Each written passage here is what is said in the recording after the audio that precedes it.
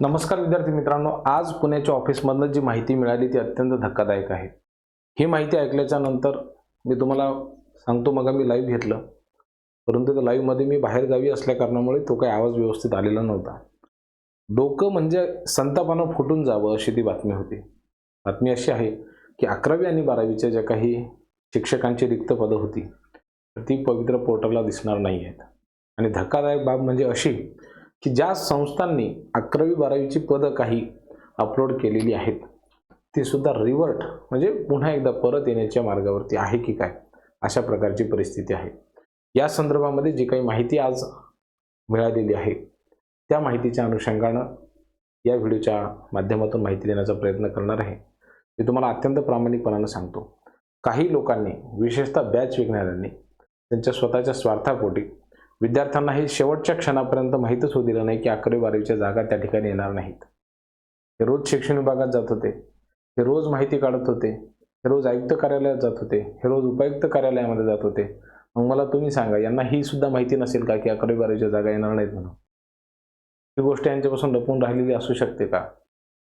आणि मग ह्या सगळ्या गोष्टी जर यांना माहिती होत्या, म्हणजे कोणता छाती वळून जे सांगून राहिले की 25,000 जागा येतील, माईट बी येतील सुद्धा, परंतु त्याच्यामध्ये सर्वात महत्त्वाच्या 11वी 12वीच्या जर जागा येत नसतील तर ह्या जागांचं काय लोणचं घालायचं का, हा प्रश्न आहे। थोडं डोकं फिरलं माझं आज। माझा मित्र आहे कुणाल मेश्राम, तो पुण्याच्या रिक्त कार्यालयामध्ये आज गेलेला होता आणि त्यामुळं 11वी 12वीच्या जर जागा येत तर किती विद्यार्थ्यांचं नुकसान आहे।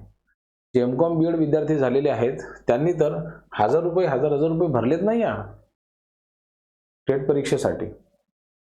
आणि मग ह्यात जर तुम्हाला जागा द्यायच्या नाहीत, मग हे फॉर्म कशाला भरून घेतले विद्यार्थ्यांकडनं? 10वी पर्यंत ते इलिजिबल नाही आहेत, तुम्ही 11वी 12वीच्या जागा भरणार नाही आहेत, तुमच्या मनाने तुम्ही दुसऱ्या टप्प्यामध्ये बसाल। कधी येईल तो दुसरा टप्पा? त्याची काही शाश्वती आहे नाही। परीक्षा घेऊन वर्ष झालं, रिझल्ट लागून वर्ष झाला, सेल्फ सर्टिफिकेशन करून आता वर्ष होण्याचे आहे, 5-6 महिने झाले त्या ठिकाणी। विद्यार्थ्यांनी का आता चुकीची पावलं उचलायचे का? त्यांना भावभावना आहेत की नाही? काही हजारो शिक्षक अतिरिक्त झाले, 100% मान्य, पण हे संचमान्यतेचं धोरण तुम्ही स्वीकारलं, सुधारलं, मध्ये आणलं। शिक्षक भरतीच्या आधी हे तर धोरण नव्हतं। विद्यार्थ्यांना तर वाटलं की हजारो पद आहेत, त्यांनी बाकीच्या स्पर्धा परीक्षांचा अभ्यास सोडला, MPSCचा सोडला, तलाठी झालं असतं, कोणी ग्रामसेवक झालं असतं, कोणी पोलीस भरतीला गेलं असतं। ते विद्यार्थ्यांनी सगळं सोडून दिलं तिकडचं, हे आले इकडे। हजारो शिक्षक नवीन संचमान्यतेच्या धोरणानुसार अतिरिक्त झाले आणि त्यामुळे यांनी काय केलेलं आहे आता की हे जे अतिरिक्त ठरलेले जे काही शिक्षक होते, विद्यार्थी मित्रांनो लक्षात घ्या तुम्ही, अतिरिक्त ठरलेले जे काही शिक्षक होते की नाही, तर यांना 2025-26 पासून हे जे धोरण लागू झालं त्यामुळं अतिरिक्त शिक्षकांनी आता ते समायोजन करतील 2026-27च्या संचमान्यतेनुसार। आणि जोपर्यंत या अतिरिक्त शिक्षकांचं समायोजन होणार नाही तोपर्यंत नवीन भरती देखील थांबवण्यात आलेली आहे। हा अन्याय एक प्रकारे विद्यार्थ्यांवरती। बरं, तुम्ही समायोजन कधी कराल? हे शैक्षणिक सत्र संपल्याशिवाय अतिरिक्त शिक्षकांचं समायोजन होत नाही। हे 26-27चे शैक्षणिक सत्र सुरू झालं म्हणजे तुम्ही आता मध्यंतरी ते करू शकणार नाही, म्हणजे ही गेली प्रोसेस उन्हाळ्यामध्ये ती पदं रिक्त होतील, मग त्याच्यानंतर तुम्ही देणार आहात काही पदं शिक्षक भरतीमध्ये?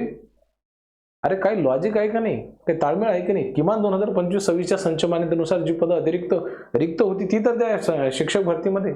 नाही, पैसे वाचवायचे शासनाचे।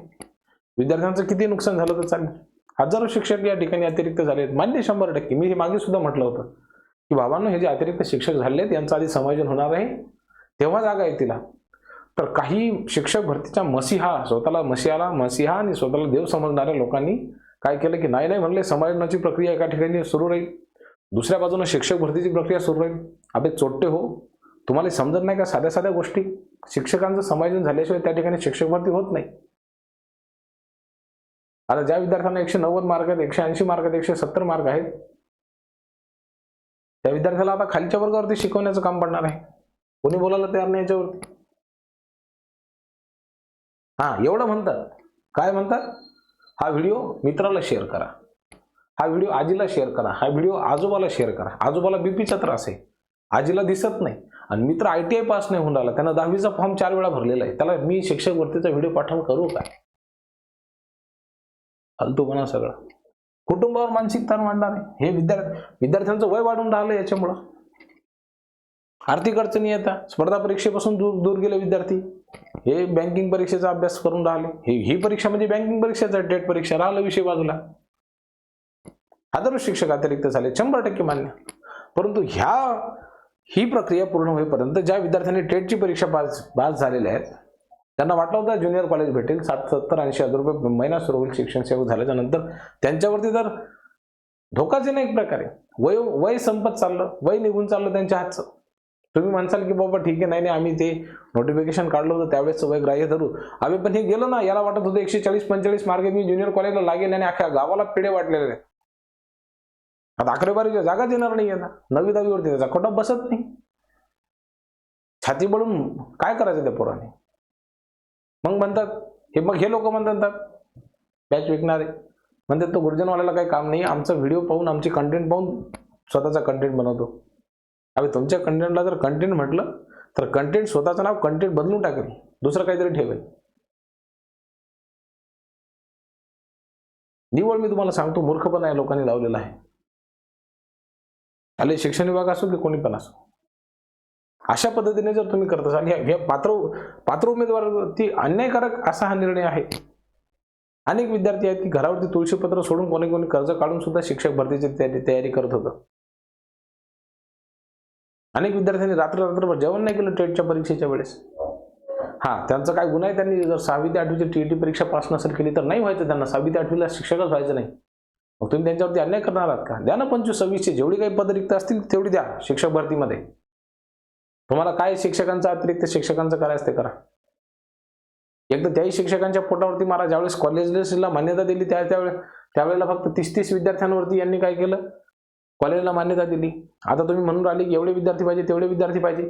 ज्यावेळेस पिरियड होता तर त्यावेळेस 45 मिनिटांचा होता, तुकडी 20 विद्यार्थ्यांची होती. आता तुम्ही ती अचानक वाढवली 40 वरती गेली. मग नंतर तुमच्यावरती संघटनांनी दबाव आणला, तुम्ही पुन्हा 30 वरती आणली. हा गोंधळ जर अधिकाऱ्यांना करायचा असेल तर तुम्ही खुशाल करा ना. तर ते शिक्षक अतिरिक्त त्यांच्यावरती पण अन्याय. हे जे विद्यार्थी यांनी परीक्षा तुम्ही घेऊन घेतली यांची, हे आशेवर आहेत की बाबा आज ना उद्या भरती होईल, हे सुद्धा थंडेगार पडलेत. अनेक लोकांना विद्यार्थ्यांना बीपी आणि शुगरच्या गोळ्या सुरू होऊन राहिल्या. टेन्शनमध्ये आहेत पोरं की पैसेही गेले, वेळही गेला, श्रमही गेले, सगळ्या गावातनी पेढे वाटून झाले. उद्याची नाचक्की होईल, शिक्षक भरती झाली नाही तर ही तुमची समाजनाची प्रक्रिया किती दिवस चालेल, कधी होईल? नोव्हेंबरपर्यंत होईल का? शक्यच नाही. तुम्ही शैक्षणिक सत्राच्या मध्ये समाजनाची प्रक्रिया पूर्ण करू शकतच नाही. मग ह्याच्यावरती कोणी बोलणार आहे की नाही? ह्याच्यावरती कोणाची काही जबाबदारी आहे की नाही? पण जे लोक शिक्षण विभागामध्ये रात्रंदिवस पडून होते त्या लोकांची काही जबाबदारी आहे का नाही याच्याबद्दल? का तुम्ही फक्त प्राधान्यक्रमाच्या बॅचेस विकणार आहात?